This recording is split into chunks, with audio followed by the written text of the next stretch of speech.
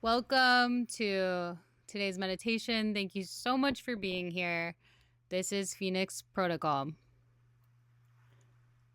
We are diving into inefficient code here and keeping it simple because it does not need to be complicated. And the complexities that we've added and the layers that we've added are creating actually more inefficient code. And it's just time to simplify, streamline. Let's get those upgrades. Let's get you hooked into your unique operating system and in alignment with your destiny and purpose. And let's get you more energy allocation because your intentions are pure and you deserve it because you're actually efficiently using your energy and you are trusted and validated within the system because you have validated by checking in with God, the code for the universal operating system, and you use your name, which is your code for your unique operating system, and you validate all of your actions that had pure intention behind them and were propelled by your gifts and talents. And so you would like more resource allocation so that you can continue to do that because that is a proper and efficient use of the programming power here and your time here in the operating system, right? So now we're dealing with some serious inefficient code problems right now. Hence why my work is coming to light. It wouldn't be here if it wasn't necessary. That's why I'm here helping. Okay, I'm here to help.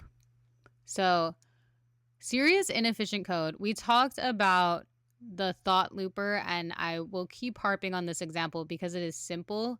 And the goal here is not to point fingers. This is really timeless knowledge when we keep it simple. That's what I'm trying to do. Because, as I said before, there will always be inefficient code. That spectrum of what that means is always changing based on how efficient we are. Does that make sense? There will always be inefficient code, meaning resource allocation not being utilized for one's purpose or destiny with pure intention and acted out by performing one's gifts or talents with pure intention. So there will always be inefficient code because the spectrum will always be changing based on where we are collectively as a universal operating system within code term God.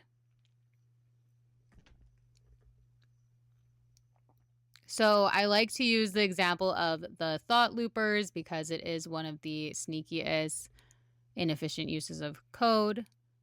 In the example that I gave last time I shared, I talked about how this thought looper can just go on in the background, taking up your attention, which your attention is your most valuable asset.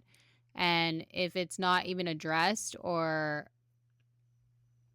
rebooted by just saying Command-Alt-Delete, please go back to God, and God can figure out if you're inefficient code or not. I feel like it's inefficient, and I'm asking and I'm checking in by saying, God, universal operating system, this is my name, unique operating system, and I feel like I just identified some inefficient code. I have been working hard all day towards my purpose and destiny, using my gifts and talents efficiently, and I would like for this mental thought looper to be rebooted, and if it comes back, I'll let you know. Thank you so much. Very grateful. That's all you have to do. Very simple.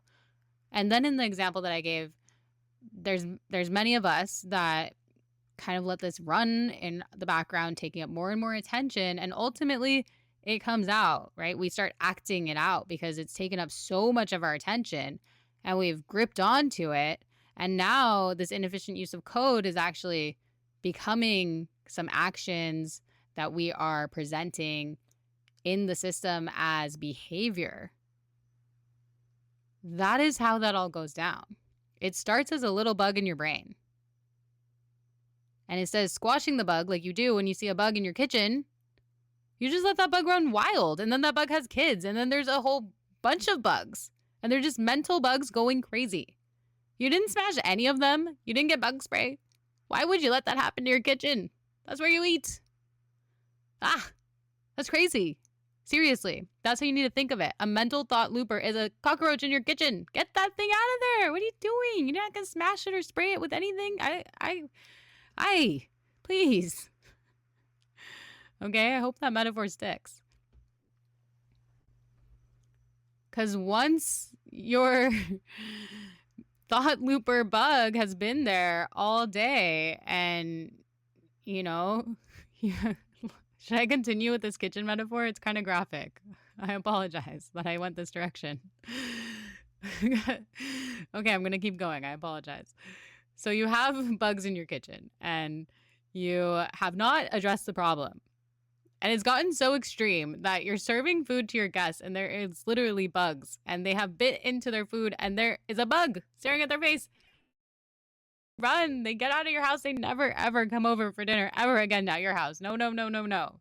Okay, that's an example of inefficient code just starting to affect your entire life because you never smashed the initial cockroach in the kitchen and now it's become food that your friend is eating at the dinner party you're having, just completely obliterating your ability to host dinners ever again for that friend group. You might as well just start over with new friends, you know, because no one in that friend group wants to eat at your house.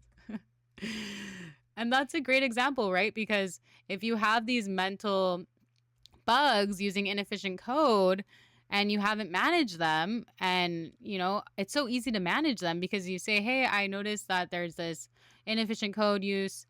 You can tell when you're in alignment with your purpose and destiny because you start to feel energetic pulls, honestly, and your attention is, you know, it should really not be in that place of a mental thought loop.